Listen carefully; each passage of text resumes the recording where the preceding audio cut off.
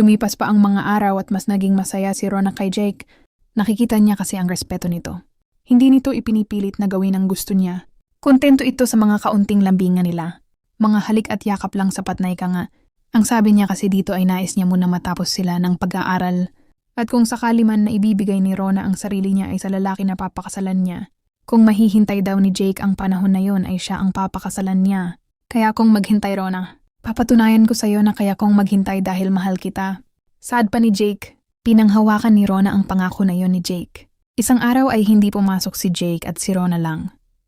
Ang mag-isang nag-lunch sa kantin. Nakita niya si Greg na nakaupo sa sulok at kumakain. Nilapitan niya ito at kinausap. Kamusta ka na, Greg? Okay lang ako, Rona. Bakit di mo kasama si Jake? Hindi siya pumasok masama. Ang pakiramdam, okay ka lang ba, Greg? Oo, Rona. Okay na okay ako. Tanggap ko na ang lahat at masaya ako para sa inyo ni Jake. Nakangiting sad ni Greg. Mabuti naman, Greg. Basta tandaan mo best friend pa din tayo.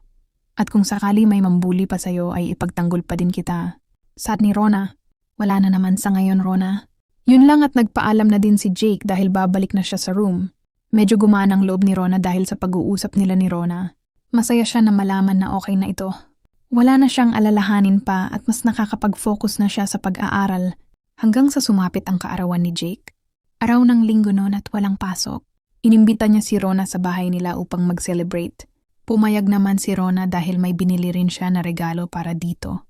Inaasahan niya na maraming tao doon ngunit pagdating niya ay tanging si Jake lang.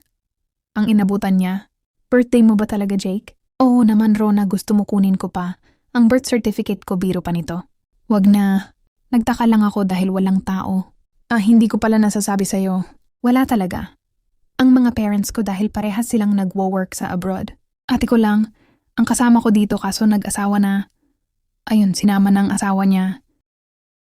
Ang totoo nga tropa lang. Ang lagi kasama ako pag birthday ko kaso mula. Nung umiwas na ako sa kanila, di na din kami gaano nagkakasama.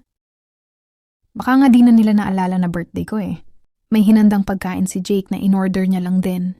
Nagpadala kasi ang nanay at tatay niya ng pera pang celebrate niya. Matapos maibigay ni Rona ang regalo niya ay kumain na sila. Pagkatapos ay naupo sila sa sala at naglabas nang maiinom si Jake. Hindi ako sanay uminom, Jake, saad ni Rona. Kahit isang bote ng San Mig lang birthday ko naman Sagot ni Jake. Dahil nga kaarawan ni Jake ay napapayag na din si Rona. Red Horse ang kay Jake at San Mig Light naman kay Rona.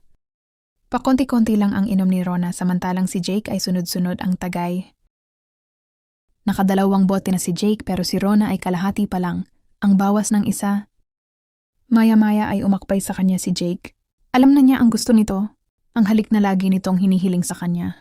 Dahil birthday naman nito ay pinagbigyan niya. Naghalikan sila dalawa. Nakayakap na sa kanya si Jake at medyo matagal ang halikan nila. Ngunit ang napansin ni Rona na tila nagiging mainit at mapusok si Jake. Pinapatigil na niya ito ngunit mas lalo itong naging agresibo. Hanggang napahiga siya sa mahabang sofa dahil sa paggamit ng puwersa ni Jake. Napadagan na ito sa kanya. Pagbigyan mo na ako, Rona. Birthday ko naman, di ba? Saan ni Jake habang nagpupumilit ibaba ang mga halik sa leeg ni Rona. Jake, tama na, lasing ka na. Hindi pa ako lasing, Rona. Mahal kita at gusto kong makasigurado na sa akin ka na. Parang wala na sa sarili na sad ni Jake. Tila nabuo na ang desisyon nito na gawin ang nais kay Rona. Kung saan sa ang pribado ni Rona na din ito napapahawak, ngunit buo din ang loob ni Rona. Hinding-hindi niya isusuko ang bataan kay Jake hanggat hindi niya ito asawa. Wala siyang pakialam kung birthday man ng nobyo niya. Nung makahanap ng tiyempo ay agad niyang itinulak si Jake.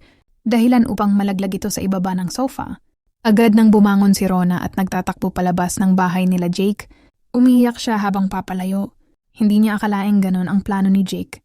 Sabi ko na nga ba, nagpapanggap lang ang hayop na yon.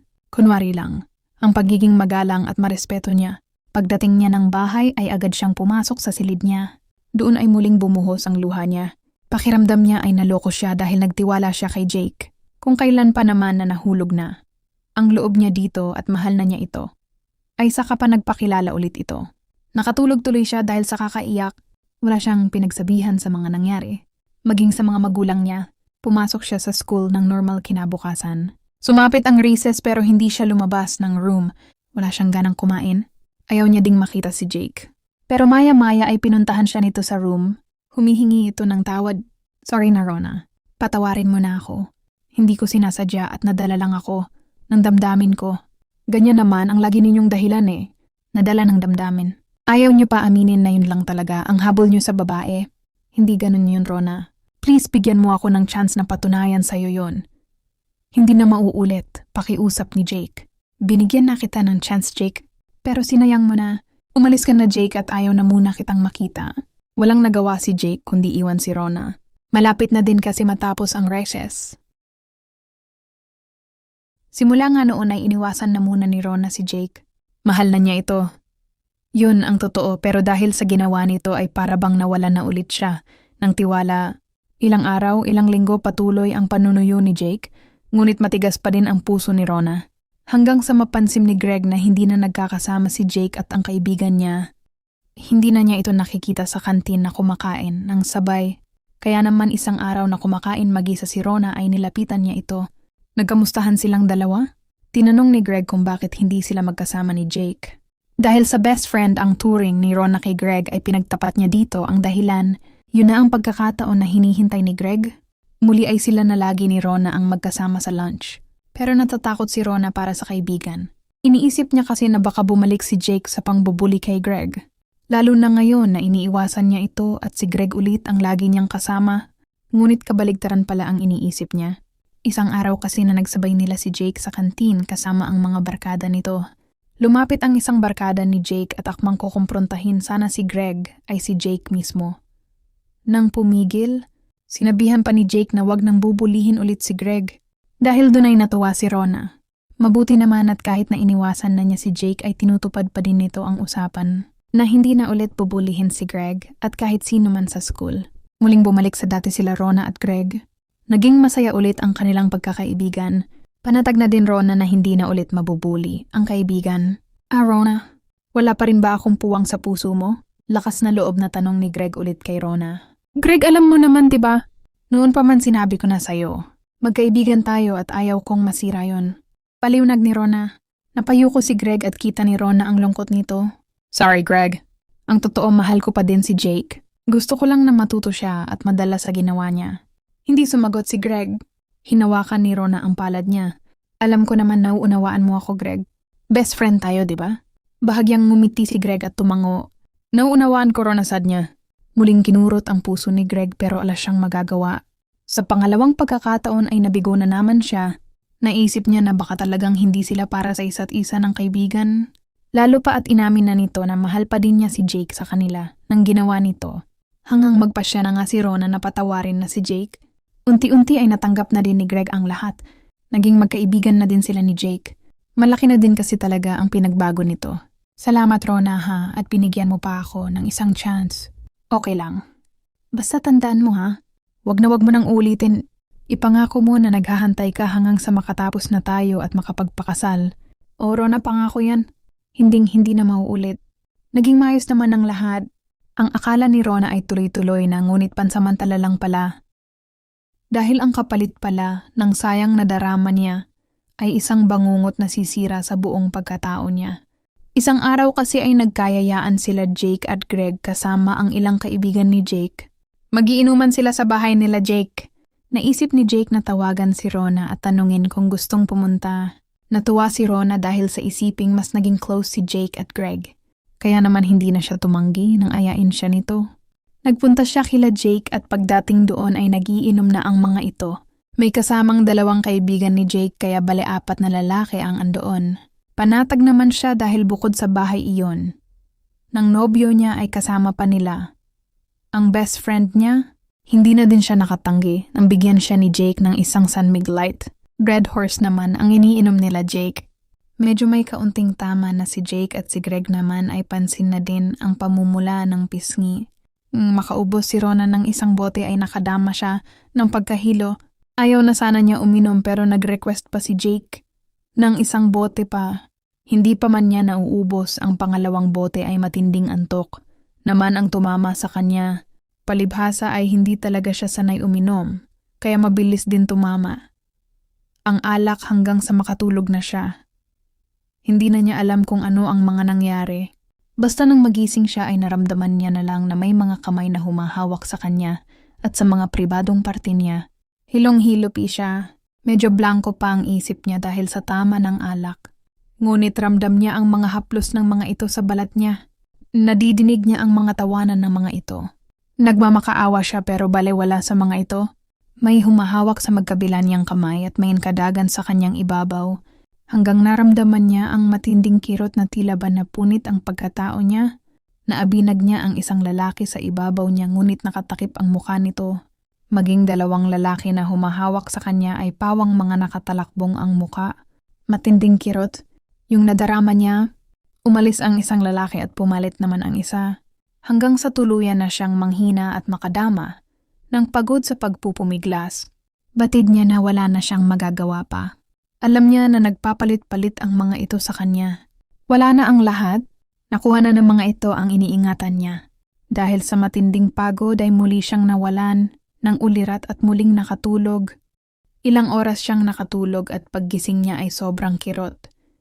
Nang ibaba niya at masakit ang buong katawan niya, naalala niya ang mga ilang pangyayari, ang mga lalaking nakatakip ang muka. Alam niya ang ginawa sa kanya ng mga ito. Wala siyang anumang suot pero nakatakip ng kumot ang buo niyang katawan. Hindi niya napigilan ang mapahagulgol ng malakas. Dahilan upang magising ang isang lalaki na nasa gilid ng kama. Nagulat pa siya nang kumilos ito. Hindi niya kasi ito agad napansin. Napasigaw siya nang malakas nang makita na nakatakip ng bunit ang lalaki. Ngunit mas lalo siyang nagulat nang magtanggal ito ng takip. Si Jake ang lalaki na yon. Namumula pa ang mga mata at pupungas-pungas na napatingin sa kanya. Rona, anong nangyari? Bakit nandito ka sa kwarto at bakit nakabunit ako? Tumayo ito at akmang uuupo sa kama nang magsisigaw siya. Hayop ka, Jake! Huwag kang lalapit. Walang hiya ka. Walang hiya kayo? Pasigaw na saad ni Rona na galit kay Jake. Teka lang, Rona. Ano bang nangyari? Hindi ko maiintindihan. Pinaboy niyo ako, Jake. Pinaboy niyo ako. Wala akong alam, Rona. Hindi ko alam ang nangyari.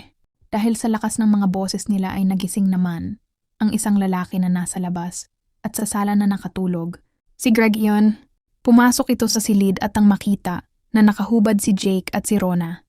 Naman ay nakatakip ng kumot at parang takot na takot, ay agad niyang nilapitan si Jake at itinulak.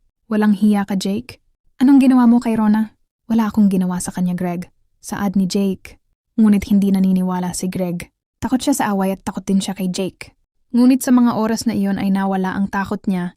Lakas loob niyang inundayan ng malakas na suntok si Jake dahilan upang mapabuwal ito. Bumangon si Jake at akmang gaganti ng sigawan siya ni Rona. Tama na, Jake. Naalala ko ang lahat. Ang mga ginawa niyo sa akin, ang mga kaibigan mo. Dinampot ni Greg ang mga damit ni Rona na nagkalat sa sahig at iniabot dito. Kinuha naman yun ni Rona at habang nakatakip ng kumot, ay bumangon ito at nagtatakbo patungo sa banyo. Doon na niya napansin ang mga bahid ng dugo sa kumot at sa mga hita niya. Binuksan niya ang shower at tumapat doon habang lumuluha. Halos kalahating oras siya sa loob ng banyo bago magbihis at tuluyang lisanin ang bahay nila Jake. Si Greg ang sumama sa kanya at naghatid sa kanila. Sinubukan pa siyang kausapin ni Jake ngunit isang malakas na sampal lang ang binigay niya dito. Naiwan si Jake sa bahay nila at hindi makapaniwala sa nangyari. Wala siyang maalala. Ang alam niya lang ay ang mga oras na pare-parehas na silang mga lasing ng mga kaibigan niya. Naalala niya din na siya ang nagpasok kay Rona sa silid upang makatulog at makapagpahinga